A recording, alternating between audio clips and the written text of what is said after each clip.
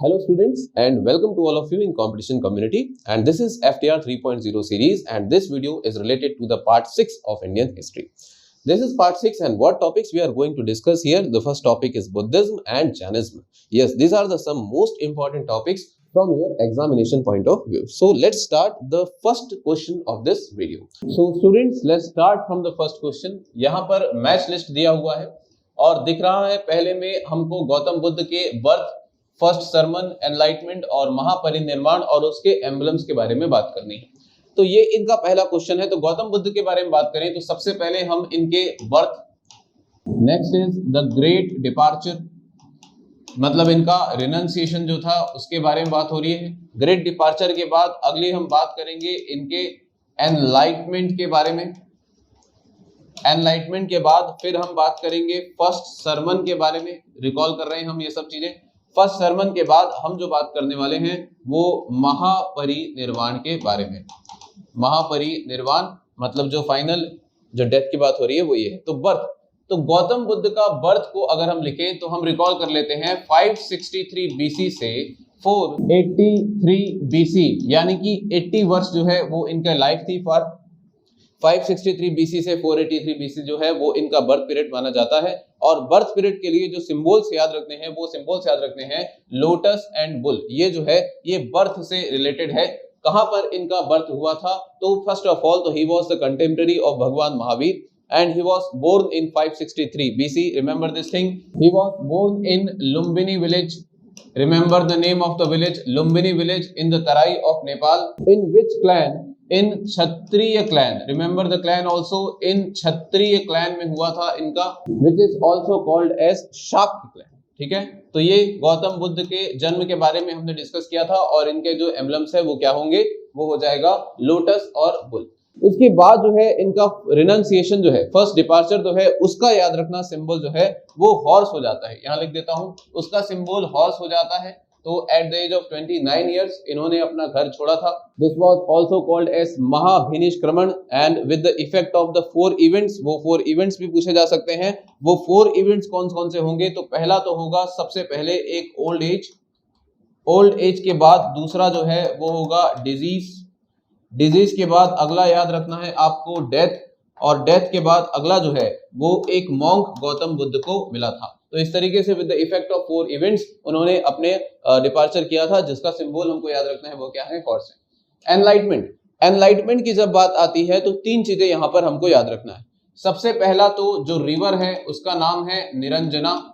निरंजना के बाद हमको याद रखना है बोध गया, और बोध गया के बाद अगला हमको एक ट्री का नाम याद रखना है जो है पीपल ट्री। तो on the bank of the river Niranjana, जो स्पॉट जहां पर उनका एनलाइटमेंट हुआ था उसको हम कहते हैं बोध गया, और जो उस समय ट्री था उस ट्री को भी याद रखिएगा वो था पीपल, और इसीलिए वो जो ट्री है वो बोधि वृक्ष के नाम से जाना गया, बोधि ट्री के नाम से जाना गया। तो एनलाइटमेंट की अगर बात करें तो एनलाइटमेंट का जो सिंबल अगर निकल कर आता है वह होगा बोधि ट्री। आफ्टर एनलाइटमेंट हम उनके फर्स्ट सरमन की बात करेंगे। तो फर्स्ट सरमन को भी रिकॉल कर लेते हैं। इसके लिए वो कहां गए थे? तो वो गए थे सारनाथ, और सारनाथ में किस प्लेस को उन्होंने अपना फर्स्ट सरमन दिया था?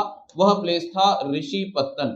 ऋषिपत्तन, और इसके लिए जो सिंबल हुआ वह सिंबल हुआ चक्र, जिसको धर्म चक्र परिवर्तन के नाम से जाना जाता है। तो फर्स्ट सरमन जो है वो धर्म चक्र के साथ जुड़ सकता है। अगला है महापरिनिर्वाण। महापरिनिर्वाण मतलब इनकी डेथ की बात हो रही है, और गौतम बुद्ध की जो डेथ है वो कुशीनगर यानी कि यूपी में इनकी डेथ हुई थी। कब हुई थी? तो 483 बीसी में डेथ हुई थी, और इनके डेथ को हम स्तूप जो है सिंबल जो है वह होता है स्तूप महापरिनिर्वाण का। तो इस तरीके से हमने गौतम बुद्ध के लाइफ के एम्बलम्स को डिस्कस किया था, जो 5 इवेंट्स थे, और उनके सारे एम्बलम्स को भी हमने यहाँ पर डिस्कस किया है। तो इस तरीके से जो आंसर हो जाता है वो हो जाता है बी। तो ये इस क्वेश्चन का आंसर होगा। ठीक है, ये अब हमारा सेकंड क्वेश्चन है, और इस क्वेश्चन में हमको क्या चाहिए? क्रोनोलॉजिकल सीक्वेंस में हमको अरेंज करना है। क्रोनोलॉजिकल सीक्वेंस में किसको अरेंज करना है? तो गौतम बुद्ध जो है जब उनको एनलाइटमेंट मिला था तो उसके बाद जो उनका वर्षावास हुआ था वो कहां कहां हुआ था, मतलब फर्स्ट डिकेड में, during this first decade of his enlightenment, ये हमको अब बताना है। तो सबसे पहले तो हमको ये पता है कि उन्होंने अपना फर्स्ट सरमन कहां दिया था। उनका जो फर्स्ट सरमन था वो ऋषिपत्तन में हुआ था, और प्लेस का नाम था सारनाथ। याद रखना, सारनाथ में। और सारनाथ में किस प्लेस में उन्होंने अपना पहला सरमन दिया था? तो वो ऋषिपत्तन में दिया था। यानी कि एनलाइटमेंट के बाद वो कहां गए थे? तो वो ऋषिपत्तन गए थे। आफ्टर ऋषिपत्तन, अब इसके बाद आप वो आगे कहां कहां गए थे, इसको रिलेट करने के लिए मैं आपको बुद्धिस्ट काउंसिल के बारे में बताना चाहूंगा। तो देखो, बुद्धिस्ट काउंसिल जो है, पहला बुद्धिस्ट काउंसिल हुआ था राजगृह में, और दूसरा जो बुद्धिस्ट काउंसिल है वो हुआ था वैशाली में। तो ये अगर हमको याद है, ये दोनों सीक्वेंस अगर हमको याद है, तो हम आसानी से इसको भी बता सकते हैं। सेम सीक्वेंस रहेगा आपका, ऋषिपत्तन के बाद वो जाएंगे राजगृह, और राजगृह के बाद जाएंगे वैशाली, और उसके बाद लास्ट जो है वो उनका एंट्री रहेगा कौशाम्बी में। तो इस तरीके से आप इसको सीक्वेंस में जमा सकते हो। तो चलो देखते हैं अब आंसर क्या बनता है। So the correct answer is D. Okay, now moving to the next question. Next question is which of the following statement are incorrect. तो इनकरेक्ट स्टेटमेंट कौन सा है, ये हमको यहां पर बताना होगा। तो पहला स्टेटमेंट है जातक टेल्स के बारे में। Jataka tales of Buddhism are not the part of the Buddhist canons. यहां पर बुद्धिस्ट कैनन्स की बात हो रही है। बुद्धिस्ट कैनन्स का मतलब होता है teaching of Gautam Buddha. So this Buddhist canons are divided into 3 parts. These are also called Buddhist literature, जिसको आप त्रिपिटक के नाम से जानते हो। बुद्धिस्ट लिटरेचर को आप त्रिपिटक के नाम से जानते हो। तो कौन कौन से त्रिपिटक थे ये देखिएगा। पहला था जिसे हम कहते हैं सुत्त पिटक। सुत्त पिटक के बाद अगला जो रहेगा उसे हम कहते हैं विनय पिटक, और विनय पिटक के बाद जो नेक्स्ट रहेगा हम उसे कहते हैं अभिधम्म पिटक। रिमेंबर द नेम, अभिधम्म पिटक। अब देखते हैं कि ये क्या क्या कंटेंट्स थे, मतलब आखिरकार क्या कंपाइलेशन हुआ था। तो सुत्त पिटक की बात करें तो remember the author of Sutta Pitaka is Ananda. Ananda जो है वो सुत्त पिटक के ऑथर हैं। कौन? आनंद। दूसरा विनय पिटक के जो ऑथर हैं वो है उपाली। ये सब मेन डिसिपल थे किसके? तो गौतम बुद्धा के मेन डिसिपल थे। और अभिधम्म पिटक तो बाद में था। इसके जो ऑथर हैं वो है मोगली पुत्र तिस्स, जो है वो इसके ऑथर थे। इतना जानने के बाद अब हम देखते हैं कि एक्चुअल में ये था क्या। तो सुत्त पिटक जो है वो गौतम बुद्ध के टीचिंग्स को कंटेन करता है। गौतम बुद्ध के जो भी सरमन्स थे, जो भी टीचिंग्स थे, वो सब आपको किसमें मिलेंगे? सुत्त पिटक में। विनय पिटक जो है, विनय पिटक में सारे के सारे जो रूल्स हैं बौद्ध संघ में एंटर करने के लिए, जो रूल्स, जो डिसिप्लिन जो मॉन्क के लिए होने चाहिए, वो सब रूल्स डिसिप्लिन किसमें है? तो विनय पिटक में वो सब डिसिप्लिन आपको मिलते हैं। और उसके बाद हम बात करते हैं अभिधम्म पिटक की। So it contains a collection of philosophical and spiritual ideas of Buddha. तो मतलब अगर हम कहें तो फिलोसॉफी जो है, बुद्धिस्ट फिलोसॉफी अगर हमको किसमें मिलती है ये पूछा, तो वो हमको अभिधम्म पिटक में देखने को मिलती है। ये सारी 3 चीजें हमने यहां पर डिस्कस की हैं। Okay, now what is the question? The Jataka tales of Buddhism are not the part of Buddhist canons. So Vinaya Pitaka is divided into 5 Nikayas, or we can say 5 parts, out of which Jatak tales, a birth stories of Gautam Buddhas, are part of the Sutta Pitak. So remember, Jatak tale जो है, Jatak tales मतलब गौतम बुद्धा की birth stories जो है वो किसका part है? तो सुत्त पिटक का पार्ट है। तो क्या वो कैनन का पार्ट नहीं होगा का? नहीं, वो तो कैनन का पार्ट होगा। It means this statement is wrong. Okay. Vinaya Pitaka contains the philosophical ideas of teachings of Buddha. अभी मैंने बताया फिलोसॉफी जो है वो विनय पिटक से रिलेटेड है। तो उस हिसाब से ये वाला स्टेटमेंट भी गलत हो गया, क्योंकि विनय पिटक में क्या है? उसमें तो रूल्स है, डिसिप्लिन्स है, तो ये स्टेटमेंट गलत हुआ। उसके बाद Abhidhamma Pitaka written in the form of question and answer. Yes, Abhidhamma Pitaka contains the philosophy of Buddhist education and it written in the form of question and answer. Hence this statement is correct. So what they are asking? They are asking the incorrect statement. So first and second both are incorrect, hence this is the answer. Okay, now moving to the next question. अगला question क्या बोल रहा है? यहां पर फिर लिखा है कि सुत्त पिटक, विनय पिटक, अभिधम्म पिटक और ललित विस्तार, और उसमें कंटेंट क्या है ये हमको बताना है। तो डिस्कस हम कर चुके हैं, एक बार और रिवाइज कर लेते हैं। सुत्त पिटक का मतलब क्या होगा? इसमें बुद्धा के सरमन्स जो है, एजुकेशन जो है, वो सब इसमें होगा। विनय पिटक में क्या होगा? तो rules related to the union, या फिर हम कह सकते हैं बौद्ध संघ से रिलेटेड। अभिधम्म पिटक में क्या होगा? तो बुद्धिस्ट फिलोसॉफी होगी। और ललित विस्तार में क्या होगा? तो मैं इसके बारे में आपको बता दूं कि Lalit Vistar is written by Nagarjuna, the famous बौद्ध दर्शन के महान विद्वान जो है, जिनका नाम है नागार्जुन। और इन्हीं के नाम से आंध्र प्रदेश में आपको देखने को मिलता है नागार्जुन कोंडा। और इन्हीं ने मध्यमा करिका, नाम याद रख लो, मध्यम करिका मध्यम करिका भी ये किसका क्रिएशन है? तो ये भी याद रखना, ये भी क्रिएशन है, नागार्जुन का ही क्रिएशन है। तो इस तरीके से नागार्जुन ने ललित विस्तार को लिखा था, और ललित विस्तार में क्या है? तो स्टोरी ऑफ बुद्धास लाइफ है। So it is very easy and the answer is A. So let's move to the next question. चलो देखें क्या दिख रहा है, तो पढ़ते हैं statements. Buddha gave entry to woman into the union और into the Buddhist sangha on the advice of Ananda. हम डिस्कस कर चुके हैं कि आनंद कौन थे। Ananda was a main disciple of the Gautama Buddha. So यहां पर यह है कि वुमन की एंट्री जो है आनंद के एडवाइस के कारण हुई थी। देखिए यहां पर एक बात को अच्छे से समझिए कि गौतम बुद्ध का यह मानना था कि अगर वुमन की एंट्री होती है बुद्धिस्ट संघ में तो हमारे जो मॉन्क है वो उनको डिस्ट्रैक्ट कर सकते हैं, इसलिए गौतम बुद्ध जो है वुमन की एंट्री नहीं होने देते थे बुद्धिस्ट संघ में। लेकिन बाद में on the advice of Anand, he agreed and finally women entered into the Buddhist Sangh. And the woman who entered into the Buddhist Sangh was Gautami. Remember Gautami, who is nothing but the sister of Mahamaya. It means जिसने भी पालन पोषण किया था किसका? गौतम बुद्ध का। और जब उन्होंने बुद्धिस्ट संघ में एंटर किया, then she called Gautami Prajapati. Remember Gautami Prajapati वो कहलाती थी। तो इसका मतलब ये हुआ, ये जो स्टेटमेंट है ये बिल्कुल सही स्टेटमेंट है। नेक्स्ट स्टेटमेंट है वैशाली के बारे में। लिखा है Vaishali was the last rainy season of Mahatma Buddha. Yes, this statement is true. This was the last rainy season of Mahatma Buddha, Vaishali. और Buddha spent the most time in Shravasti. Shravasti में ही उन्होंने ज्यादा टाइम स्पेंड किया था, क्योंकि मैक्सिमम सरमन उन्होंने कहां दिए थे? अपने मैक्सिमम सरमन उन्होंने श्रावस्ती में ही दिए थे। इसका मतलब उन्होंने अपना मैक्सिमम टाइम जो है वो भी श्रावस्ती में ही स्पेंड किया था। Hence this all three statements are very correct. Hence your answer is D. So let's move to the next question. Okay, देखते हैं अगला प्रश्न क्या बोल रहा है। अगला प्रश्न बोल रहा है which of the following statements are correct? Okay, so in this question they are talking about the Buddhist council. This question is related to Buddhist council. तो पहला स्टेटमेंट जो है वो फर्स्ट बुद्धिस्ट काउंसिल से रिलेटेड है, और जो तीसरा स्टेटमेंट है वो थर्ड बुद्धिस्ट काउंसिल से रिलेटेड है। तो डिस्कस करते हैं first Buddhist council.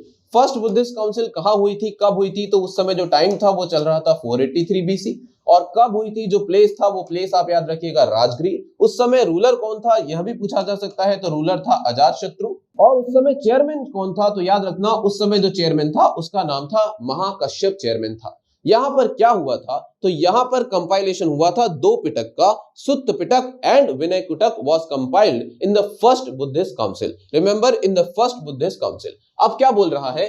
Only the Vinay Pitak and Sutta Pitak were compiled during the first Buddhist council. Yes, this statement is correct statement. Now let's talk about second statement. Second statement है Mahasangikas do not uphold the orthodox Vinay Pitak, rather they have their own rules. So this is related to Mahasangikas. Okay, महासंगिकास की यहां पर हमको बात करनी है। तो ये जो बात होती है सेकंड काउंसिल में होती है, तो सेकंड काउंसिल की बात पहले करते हैं। बुद्धिस्ट सेकंड काउंसिल जो है जस्ट 100 साल के बाद यानी कि 383 BC में हुई थी।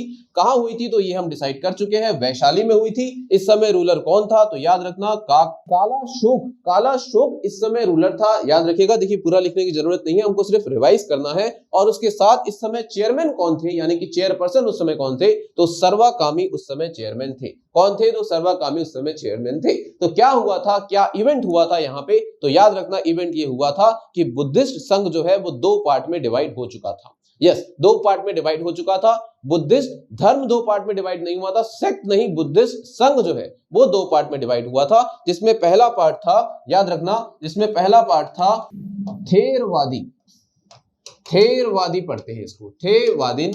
और जो दूसरा पार्ट था, ये तो पहला पार्ट हो गया, पार्ट नंबर 1। और जो दूसरा पार्ट था वो था आपका Mahasanghikas. Second part was Mahasanghikas. तो देखो हुआ ये था कि ये जो थेरवादी थे ये वैशाली और पाटलिपुत्र के मॉन्क थे। मतलब वैशाली और पाटलिपुत्र के मॉन्क में। और अगर हम दूसरे मॉन्क्स की बात करें तो महासंगिकास मतलब ये है अवंती और कौशल के मॉन्क्स में। अवंती और कौशल के मॉन्क्स में कॉन्ट्रडिक्शन हो गया था विनय पिटक के रूल्स को लेकर। तो कुछ लोग जो है विनय पिटक के रूल्स में थोड़ा सा सर्टेन चेंज चाह रहे थे, और कुछ लोग जो है चेंज नहीं चाह रहे थे। तो जो चेंज नहीं चाह रहे थे ना वो थेरवादी निकले, और जो चेंज चाह रहे थे वो लोग महासंगिका निकले। तो याद रखना, तो Mahasanghika do not uphold the orthodox Vinaya Pitaka, rather they have their own rules। हाँ, उनके रूल्स थोड़े से अलग थे, लेकिन उन्होंने उसको अपहेल्ड नहीं किया था विनय पिटक को। ये बात बिल्कुल सही होती है।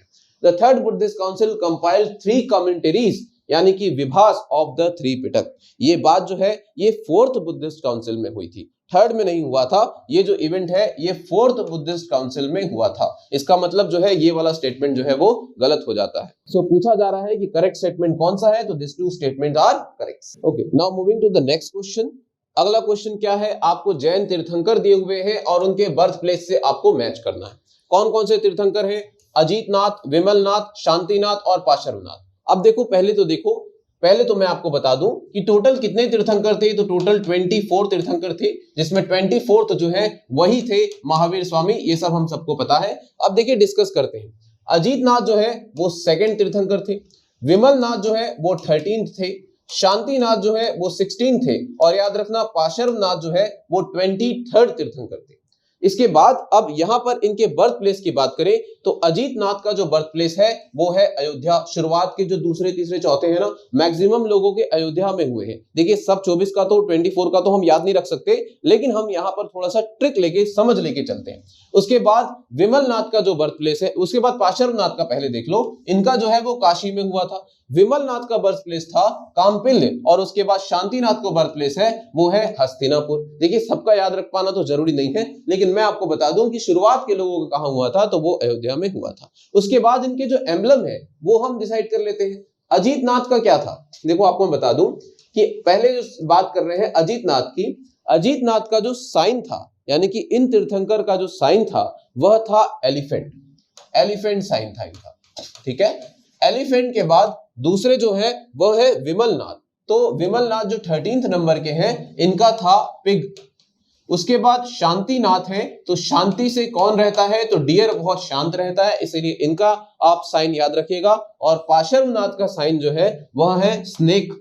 स्नेक जो है वो पार्श्वनाथ का साइन है। और इसके बाद मैं आपको ये बता दूं कि महावीर साइन जो है, क्योंकि ये महावीर थे इसीलिए इनका साइन है लॉयन। तो इस तरीके से आप इस चीजों को याद रख सकते हो। So in this question the correct answer is D. चलो अब डिस्कस करते हैं अगले क्वेश्चन को।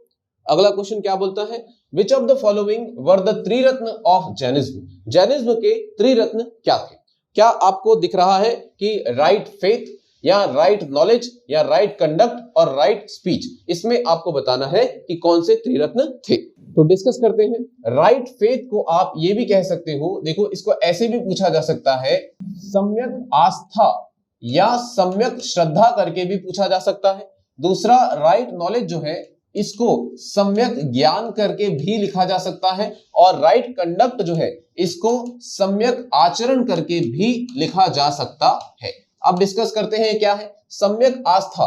मतलब ये है कि faith to truth, faith to truth कहा जा सकता है इसको, क्या ना, ट्रुथ में फेथ होना चाहिए। उसके बाद राइट नॉलेज का मतलब है नॉलेज इन ट्रुथ, और उसके बाद इसी ट्रुथ को अपना कंडक्ट करना, अपने कंडक्ट में उतारना, आचरण में उतारना, यही क्या कहलाता है, राइट कंडक्ट कहलाता है। तो हम यहां पर लिखेंगे कंडक्ट ऑफ ट्रुथ। हम यहां पर अब लिखने वाले हैं कंडक्ट ऑफ ट्रुथ।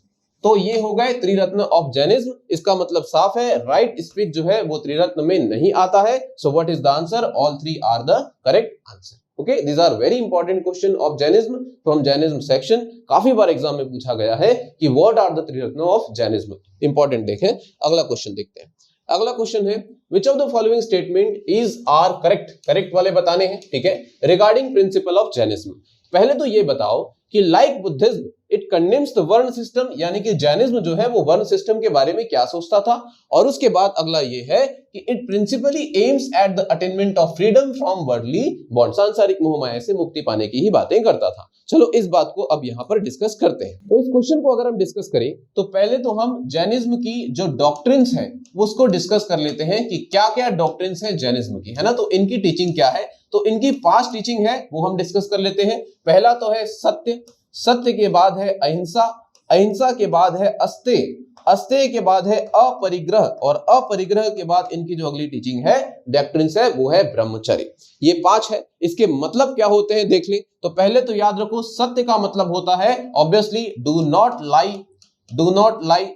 सत्य के बाद अहिंसा का मतलब होता है do not commit violence, violence commit नहीं करना, वो होता है अहिंसा। उसके बाद सत्य अहिंसा के बाद अस्तेय का मतलब होता है डू नॉट स्टील, और अस्तेय के बाद अपरिग्रह का मतलब होता है do not accumulation of over property, ज्यादा एक्यूमुलेशन करने का, ज्यादा वेल्थ का एक्यूमुलेशन करने का कोई जरूरत यहां पर नहीं है। और ब्रह्मचर्य का मतलब होता है कंट्रोल ऑन योर डिजायर और कंट्रोल ऑन योर वांट्स, मतलब अपने डिजायर को कंट्रोल करना, वांट को कंट्रोल करना क्या होता है, ब्रह्मचर्य। जिसमें ये जो 4 डॉक्ट्रिन्स है ना, ये दिया था हमको 23rd तीर्थंकर ने, जो थे पार्श्वनाथ, और ये जो 5वां है ये हमको दिया था महावीर स्वामी ने हमको दिया था, जो थे 24th तीर्थंकर। ये जैनिज्म की डॉक्ट्रिन्स होती हैं। Further Jainism recognise the existence of God, yes they recognise the existence of God but placed them lower the Jina. उन्होंने जिना को, मतलब जिन को तीर्थंकर के इनके नीचे रखा था, and did not condemn the world system. Remember, Jainism did not condemn the world system like Buddhism, hence this statement is incorrect statement. Mahavir के हिसाब से कि किसी का भी लोअर बर्थ में जन्म लेना या फिर हायर में बर्थ लेना, ये जिसमें भी हायर लोअर में जन्म लेना जो है वो उसके सिंस पर डिपेंड करता है। कॉन्सिक्वेंसेस जो भी निकले, जैसे भी उसने सिंस कमिटमेंट किए होंगे, प्रीवियस बर्थ में जो भी सिंस कमिट किए होंगे, ये उस पर डिपेंड करता है एज अकॉर्डिंग टू महावीर। इसीलिए वर्ण सिस्टम को वो नहीं मानते। So in his opinion, by leading the meritorious life, members of lower caste can achieve the liberation. ये महावीर स्वामी का ओपिनियन था, तो इसलिए वर्ण सिस्टम को वो नहीं मानते थे। बहुत इंपॉर्टेंट क्वेश्चन है, ध्यान रखना। नेक्स्ट है, it principally aims at the attainment of freedom from worldly bounds. हाँ, ये बिल्कुल सही स्टेटमेंट है कि उनका प्रिंसिपल एम यही था। इसीलिए अब कौन सा पूछा है कि कौन सा सही है कौन सा गलत है, तो सिर्फ सेकंड वाला सही है। So this is the answer. इतना देखने के बाद चलो अब अगला क्वेश्चन देखते हैं। अगला क्वेश्चन क्या बोल रहा है, consider the following statement regarding the Jain संघ। बौद्ध संघ हमने देखा, अब जैन संघ की बात करते हैं। It split into the Digambar sect and Shvetambar sect. अब देखो, अब यहां पर जो है जैन संघ डिवाइड हो रहा है, ठीक है, Shvetambar sect and Digambar sect during the Mauryan era. तो पहले तो ये बोल रहा है कि मौर्यन एरा के टाइम में जैन सेक्ट डिवाइड हुआ था कि नहीं हुआ था। तो पहले तो पहली जैन काउंसिल की बात कर ले। पहली जैन काउंसिल कब हुई थी? ये हुई थी 300 BC में हुई थी। अच्छा, कहां हुई थी? तो याद रखना, ये पाटलिपुत्र में हुई थी। उस समय रूलर कौन थे? उस समय रूलर जो है वो चंद्रगुप्त मौर्य थे। उसके बाद चेयरमैन भी पूछा जा सकता है, तो इस समय जो चेयरमैन थे उनका नाम था स्थूलभद्र। यहां बता देता हूं, चेयरमैन जो उस समय उनका नाम था स्थूलभद्र, जो है वो उस समय चेयरमैन थे। ठीक है, ये पूछे जा सकते हैं। तो इस काउंसिल में क्या हुआ था? तो इसी काउंसिल में डिवीजन हुआ था जैन संघ का 2 पार्ट में। एक तो था दिगंबर और दूसरा था श्वेतांबर सेक्ट। एक्चुअल में जो फेमाइन पड़ा था 312 BC में, जो फेमाइन पड़ा था उसमें जो भद्रबाहु है, remember the name is Bhadrabahu. Bhadrabahu जो है वो कर्नाटक चले गए थे। कर्नाटक चले गए थे और उसके बाद 12 साल के फेमाइन के बाद जब वो वापस आए थे तो भद्रबाहु और स्थूलभद्र दोनों में कॉन्ट्रडिक्शन हो गया था, और कॉन्ट्रडिक्शन की वजह से अब एक नहीं रह सकते थे जैन संघ, तो दोनों अलग अलग पार्ट में डिवाइड हो गए थे। तो जो स्थूलबाहु वाले जो था वह कहलाए आपके श्वेतांबर, और जो भद्रबाहु जो है वो वाले कहलाए आपके दिगंबर। ये न्यूड रहते थे, कपड़े नहीं पहनते थे, है ना, they do not wear clothes. Remember कौन? तो ये हम बात कर रहे हैं किसकी? दिगंबर की बात कर रहे हैं।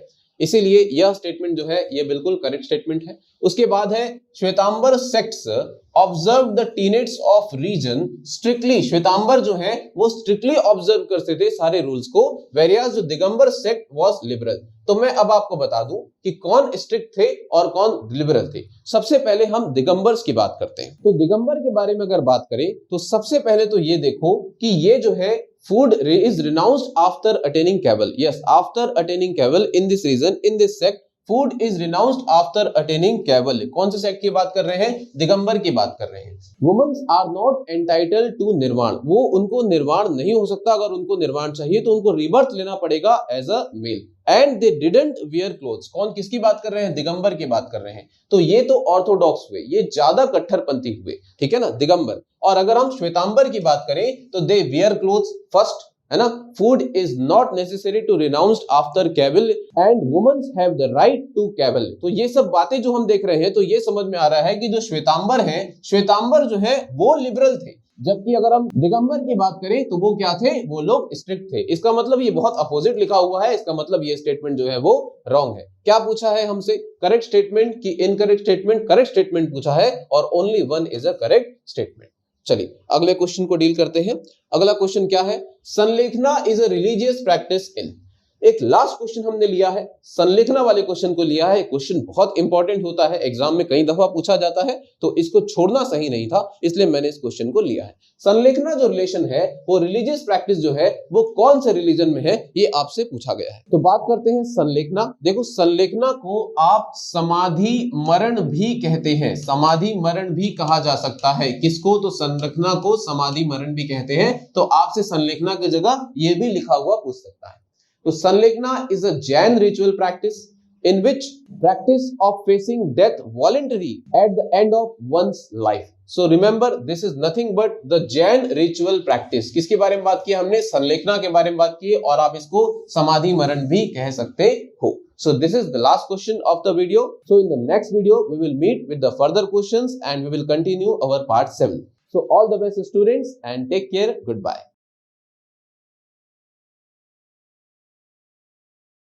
CGPSC की संपूर्ण तैयारी के लिए कंपटीशन कम्युनिटी के YouTube चैनल को सब्सक्राइब कीजिए और डेली अपडेट्स के लिए बेल आइकन को प्रेस करना ना भूलें।